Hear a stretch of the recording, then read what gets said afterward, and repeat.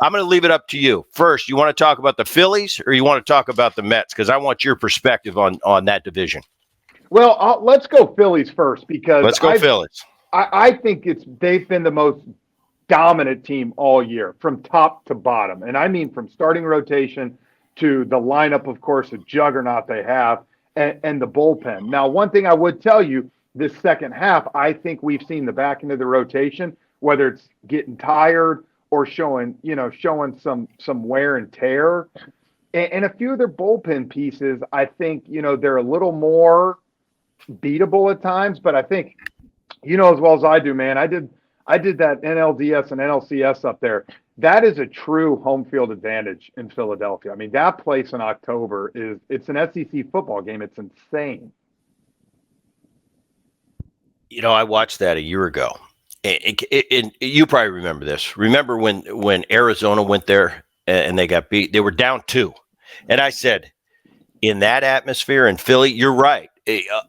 Above and beyond the rest of the rest of the postseason venues a year ago, Philly was like, it was a different animal. And you almost had the sense that when Arizona was in Philly, no chance on earth. What was the Vegas line? 100% no chance of winning. And the fact that Diamondback team won that series, that's one of the most impressive things I've seen in the modern game. I remember me and Ron Darling sat in Torey Lovello's office in Game 6 in Philly. And he even looked at us and said, man, I don't know how we're going to pull this off 2 games in a row. But I think the thing they did was when they won Game 6, Game 7, there were a lot of nervous people walking into that stadium. Now, don't get me wrong. The atmosphere was incredible. The fans were going crazy. But we kept saying the longer they stay in this, I'm telling you what, man, the more nervous this stadium's going to get. And when they won in Game 7, me and Ron Darling at the same time, we literally, because him being a Mets guy, we both know what Philly's all about. We stepped back about 6 feet in our chairs. And I remember Brian Anderson looking at both of us like to the right, what are they doing? And I said, I don't want a beer bottle coming right through my forehead right here, because I thought those fans were going to burn the city down after they lost that one. It was unbelievable. It's probably you're gonna get to see that electric atmosphere this postseason, because Philly, it's been, like you said, they've kind of been the class of baseball all year, with the exception of the second half in their bullpen. They've had some injuries here and there, but Schwarber's gotten hot. You got a Trey Turner and a Bryce Harper. Castellanos is hitting some home runs again. Their young third baseman Bohm has kind of had a breakout year. I believe he's on the IL right now.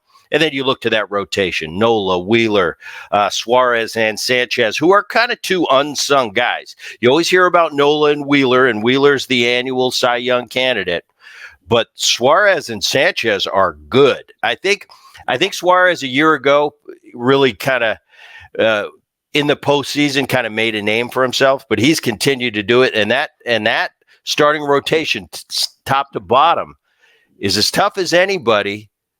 For me, though, I still give the slight advantage to the Atlanta Braves. And if it weren't for Chris Sale, Wheeler's probably the Cy Young winner this year. Yeah. But Sale's done what he's done. And I think that's the thing for Atlanta, right? To finish on that, if they can just sneak into the postseason, no one wants to see that rotation. There's not a team out there that wants to face that team, especially in a 3-game series. You throw Sale, Lopez, and Fried, you got Schwellenbach, Iglesias, like you can do some serious damage. And that's the crazy thing, right? We're talking about the Phillies, and you mentioned all those players. We haven't even mentioned JT Realmuto, right? He gets lost in the shuffle because he's been injured. He's had a little bit of a down year, but I think we both know that guy in the postseason will show up. You know that. He'll be ready to go and put some good ABs. I agree, and I think he makes a big difference behind the dish with that rotation. Yep. And the more I get away from the game, Jeff, the more I appreciate that catching position and how much they mean to not only a rotation but a team. When your guys that are going every 5th day, they come into the ballpark and they have a positive sense of who they're throwing to, that relationship between pitcher catcher, it's more important, I think, more important than people give it credit for for a success, because who's the most important ball guy in the ballpark every night? Whoever's on the mound, you're starting pitching. Yep. And as long as he's happy and he loves his battery mate, that being Real Muto, one of the best in the game, I think he adds beyond the stats. I think he adds he's a huge part of that team as a whole. You know what's funny is I think in today's game, look at your Garrett Coles, your Zach Wheelers, your Chris Sale. Look at your aces. But now, Booney, show me which one of those guys doesn't call their own game. We all see how they have the little thing. Watch Zach Wheeler. He could easily just say, hey, I'm calling my game. I'm doing this. He trusts JT Realmuto so much, he doesn't press a single button. He's just sitting there listening to what JT tells him, and he throws it. And I think that's a perfect example of a guy that has the full respect, because if he was just an offensive catcher or someone that, didn't care, you would have Zach Wheeler, you'd have Aaron Nola out there pressing their buttons, calling their pitches all the time. But they trust JT so much, they don't have to do it. And I've talked to Zach Wheeler about that. He said, dude, it's a breath of fresh air for me because I don't have to worry about pressing a button. I literally sit there, JT tells me what to throw, and I trust it. It is unbelievable. And I tried to liken it, and I don't think it's a fair analogy, but to the middle infield, because I played with some great shortstops, and I played with some years with some challenges. And the difference of having the full trust and confidence in my middle infield partner, it enables me to make that unbelievable play, to take a risk, take a chance. Because if I come up firing and I'm not picture perfect with my feed, the great shortstops I played with, they would make it look like a great feed. So I didn't have to worry. I could just play my game. And now other times I'm thinking, wow, they come across the bag too fast. If it's a foot off, it'll go into left field.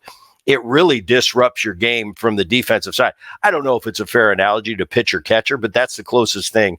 And the only thing in my experience I could relate it to, because having that partner in the middle that you trust, it just takes a facet of the game and it throws it away. Defense becomes simple because it's like, I got my guy over there. He knows he's got me. And it makes defense so easy. One less thing you got to worry about. And having a great catcher, I think to your point, really makes it an easier transition and one less problem to worry about. I think that's the great thing in baseball, right? And I remember you coming on the air with us and talking about Barry Larkin. And I love it because it's like you trusted him. You knew exactly where he was going to be all the time. You never had to worry about it. It was one less thing for you to concentrate on what was going on. And like you said, it gave you a chance to go out there and make the tough play. Maybe do something you usually wouldn't do with another guy and ends up being one of the greatest double plays ever turned. And so I think it's the same thing with that. Like if you're pitching and all of a sudden I don't have to think about what I'm throwing, I just throw it. Holy smokes, man. It should free you up to go out there and just be a stud. Let's turn to the Mets. Tell me what you see with this Mets. I don't know what to make of this Mets team. I saw them early. I don't think there was any. There's always high expectations in New York, but I think from the baseball world, the analysts, I don't think anybody was thinking 2 months ago that the Mets were going to be a factor. All of a sudden, they found their way back into the playoff mix. As of today, they're the third team in the wild card. If the season was over today, the Mets are in. Yep. What do you see? You got Lindor's had a big comeback year. People are talking about MVP. Once again, I think in the National League, I don't think that's going to happen, but he has had a great year. Alonso, with all the back and forth with Alonso, he's still sitting there. He's got 30 plus homers again, even on a down year. He's a guy that you can count on for that. Look at that rotation. Peterson's been a big boon to that rotation. Severino's really, with all his years in New York and the injuries and in and out, on that IL, he had Tommy John surgery. He's really been an anchor at the top of that rotation. Give me your thoughts, Mets overall. Let me tell you this. When David Stearns got hired there, I remember thinking if Stevie Cohen will get out of the way and let him run this team, let him build this team. Booney, you know as well as I do in New York, don't care what the media says. Do not pay attention, Stevie Cohen, if they're trying to say you got to sign this guy, you need to get this guy. So I think that's number one. They put Carlos Mendoza in there, who learned, obviously, was one of your brother's right-hand mans for a long time, and who's, I think, ready for this job. He knows what New York is. He knows what's expected. And so he's been kind of even keeled the whole time. But the number one thing I think they've done is they've given these guys a chance to play. And by that, I mean, Mark Vientos has finally been able to show what he can do. Last year, man, you know as well as I do in this game, if you're young, that's why I got lucky when I was young. I came up for Bobby Cox. If I went 0 for 4 with 3 strikeouts, I was in the lineup the next day. I didn't have to worry looking over my shoulder wondering, shoot, am I going to play today? Am I going to be on the bench? Vientos the last 2 years has gone up and down, up and down. There's been no chance for him to build confidence. And all of a sudden now you have Lindor batting leadoff. You got Nimmo batting second. You got Vientos, JD Martinez when, he's been able to be healthy and be in there. You have Alonso. You have this flow of a lineup now. One thing I get so mad at in baseball now is the matchups and what they do.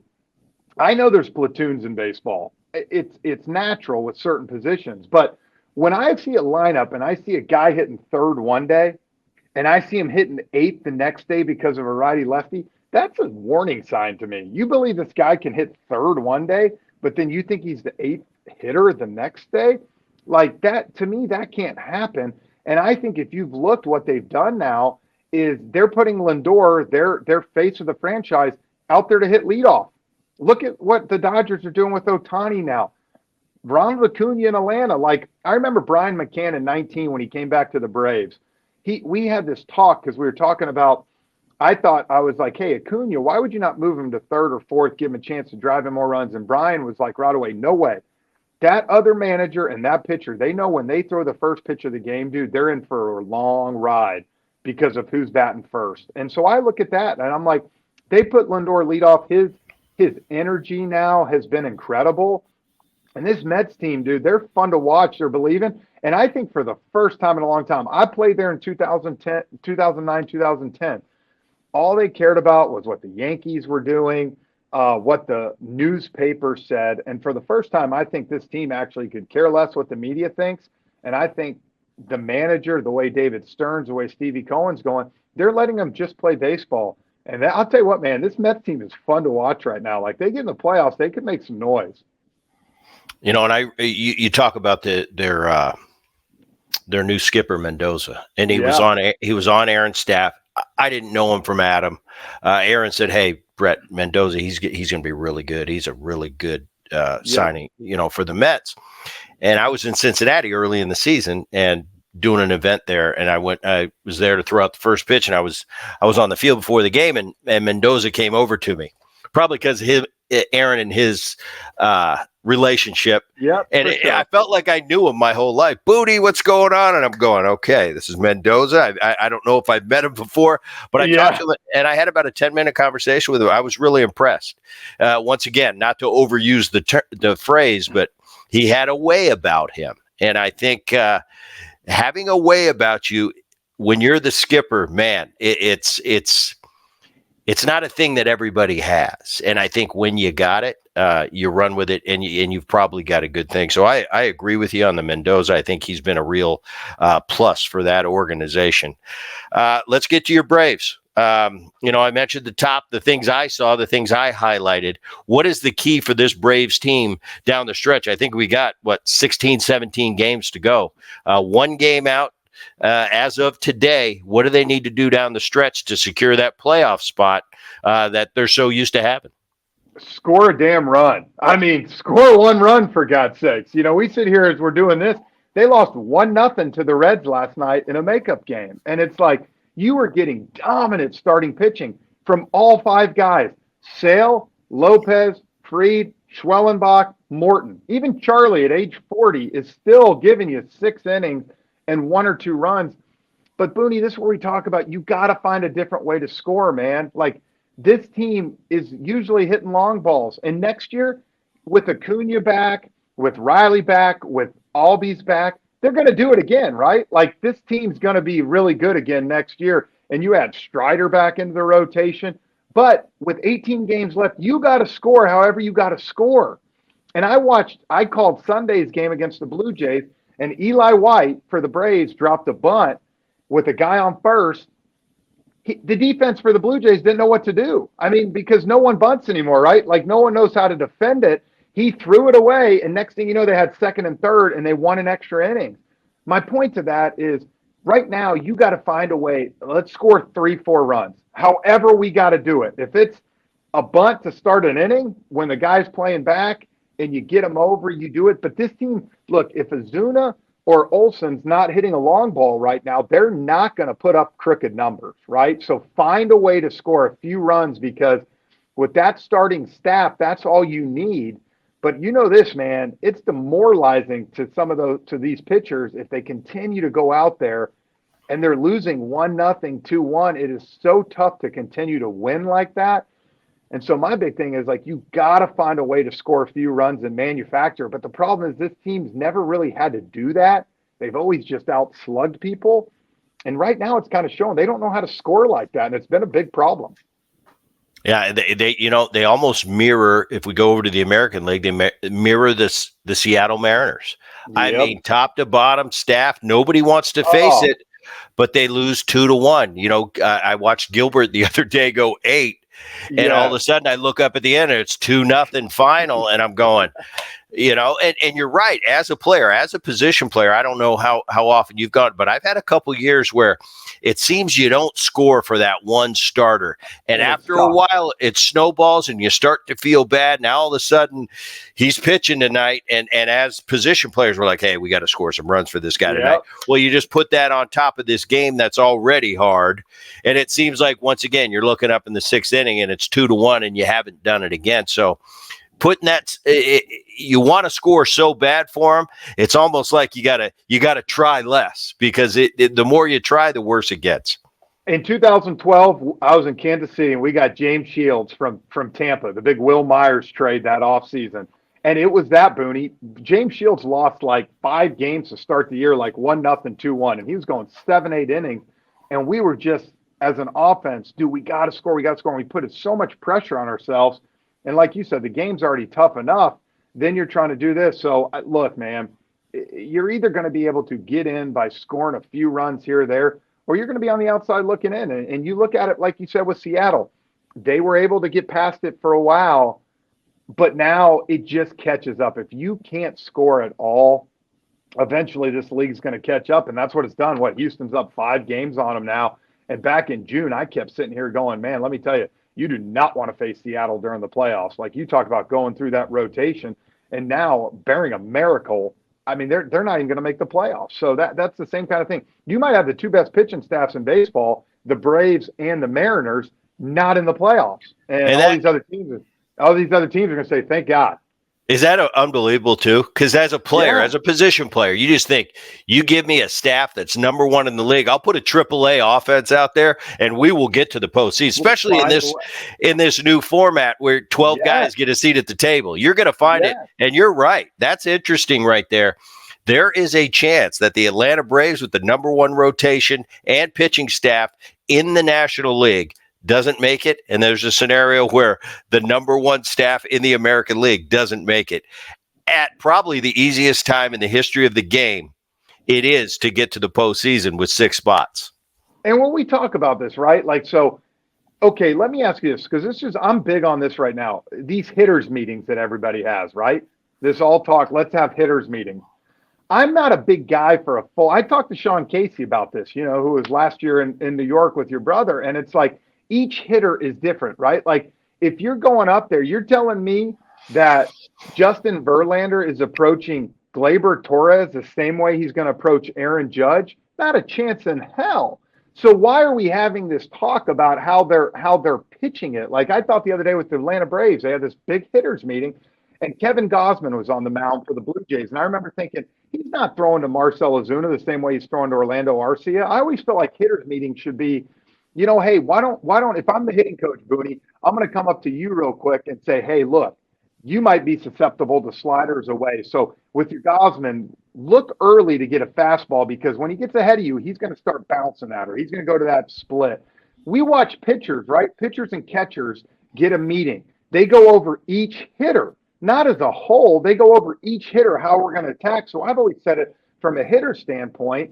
Why do we not have individualized hitters meetings with certain hitters to say what they're going to do? Because they're not approaching an offense as the same. And also, this too, Booney, when you were hot, you didn't care who was pitching.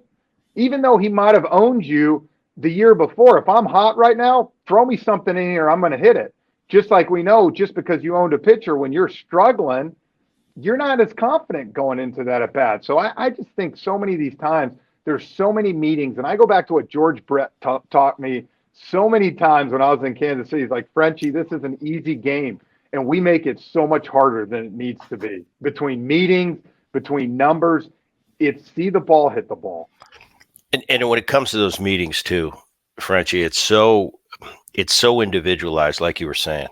The best thing you can do for yourself as a hitter is gather all the tape you can gather. Let's go over this guy's last outing. Let's see how he pitched. And like you said, in my day, it wasn't, I don't care how you pitch to Ichiro, the first batter of the game.